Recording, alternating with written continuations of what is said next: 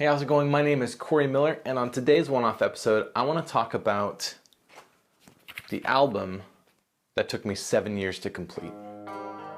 So I've been a musician since I was like 9 years old. My dad was a musician, played guitar and drums, and something that I really wanted to do was learn how to play guitar. So Christmas 1999, I got my very first acoustic guitar and started to learn how to play. I never got lessons, it was all self-taught. I mean, I learned from my dad, got some tips here and there from friends or whatever, but mostly it was just learning by ear and learning how to play and all of that. So that was in 1999. That was, wow, almost 20 years ago.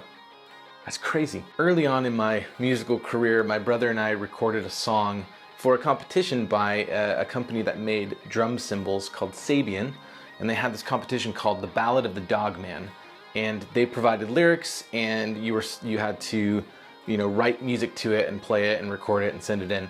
And we won third place, which I can only assume is because one other person entered the competition, and so they gave us third instead of second because it was so terrible. It was really, really terrible. It gave us a taste of that whole getting to the music world and recording and everything like that. I dabbled in recording here and there. It wasn't that big of a deal, but I kept learning. I kept playing. I would play. I was in various bands and on church worship teams and things like that. In 2008, I went to college down in Los Angeles. In the second semester, so actually it was in spring of 2009, there was a specific album from a band that I really, really loved called Falling Up. They released an album called Fangs. This album was something called a concept album. A concept album is when it just means what it says. You have an idea, a concept, a theme, and all of the songs on the album pull together to speak to this one theme. There's plenty of them out there. Just Google concept album, famous concept albums. And this band released this album, I think it was in March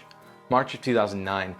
And it really changed a lot of my viewpoints on how music was supposed to be made and how lyrics were to be written, and or how they could be made and how they could be written. That spring, I started writing my very own concept album. I wrote out the kind of pieces of this story, and I worked it all together, and I wanted to tell this progressive story from start to finish of an inventor who was, born and raised on this island, and this calamity happens, this trouble happens, there's this uprising, and he has to travel into the mainland and try and get help for his island, but while he's there, doesn't meet any people, but meets this vast civilization of robots and machines, and has to kind of learn what that means for his home and all of that. And so, but Jesse and I started working on this album together, so I would write the lyrics and start writing some music, and then he would take that music and kind of refine it and make it better. And so this became a project that was off and on since 2009. And in that time, a lot of things happened. I had just started dating Christiana. We obviously weren't engaged yet, but in 2011 we got engaged, 2012 we got married, 2014 we had Rylan, 2016 we had Melody. There was all of these things that were happening in my life that work, travel, all this stuff. The album constantly got put on the back burner. I'd sit there and I'd write something and I'd go, oh, I'm really excited about it, and then I'd let it sit for 2 months. There was never any deadline. There was never anything moving me forward to completing this thing. And yet, as I was writing it, it was becoming more and more an outpouring of the stuff that I was going through. A few years ago, my parents got divorced, and within all of that confusion and turmoil as an adult, I started pouring that into the lyrics of this fictional story, and kind of dealing with a lot of that. So it was really, really personal, but it wasn't completed. And so finally, I think it was the end of 2015, I said, okay, summer 2016, it has to be done. I have to finish it before I move to Ireland at the end of 2016. It's got to be done. I've got to finish it. And so every single moment that I could, I sat down, I wrote, I recorded. Everything was recorded at my house. And my brother at his house. It was all self-produced, self-mixed, self-mastered, all of that. We did it all. There was this final moment, and I actually have a video of this in the vlog archives, the final day where I was like, it's done, it's all done, it's sorted out, I've got the final tracks. So, it's done. It's all done. Finished the last mix, exported it, everything is done. I literally have it in my iTunes right now.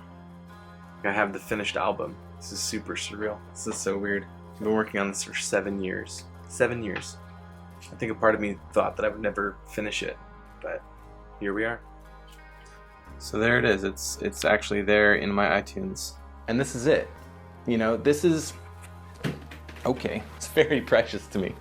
But now I have in my hand this physical piece of music and art, and it's got like the lyrics on the inside, and it's just kind of like this janky little, you know, it's not the most amazing thing you've ever seen in your life. You know, it's not studio quality, and in fact I was listening to it last night, preparing to, you know, as I was thinking about this video, I was listening to it last night. I'm like, well, I probably would have mixed it differently. I probably would have recorded that differently.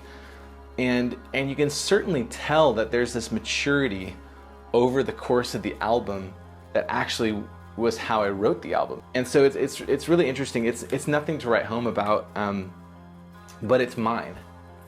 This is a huge part of my life. And it literally took 7 years because I set no deadlines. I had no accountability, and it just kind of kept going. And I think a part of me didn't want to finish it. You know, sometimes when we get so attached to stuff that we create, or, you know, events in our lives, we don't really want it to end because it's been with us for so long and been through a lot. I haven't even said the name of the album. This is Kesamine, because the island in the story is called Kesamine. And our project is Enter Blue. In fact, you can go enterblueproject.com.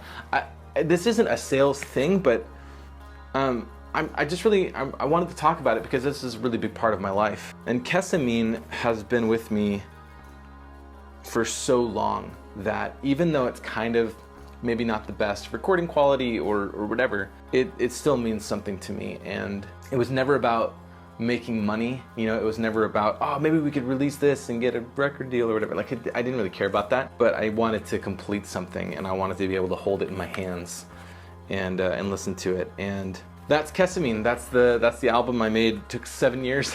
My brother and I, actually, Jesse, he also did a lot on that. So, but that's the story, you know. If you want to read more about it or listen to some snippets of the songs, I'll make sure to link in the description, but that's enterblueproject.com. And you can check out Kesamine there, and anything else that we're going to release in the future we'll put there. Again, all of these one-off videos are just about my experience and me talking about my life and just kind of this other format. And that's it. So thank you so much for watching. I appreciate you, and I'll see you in the next one.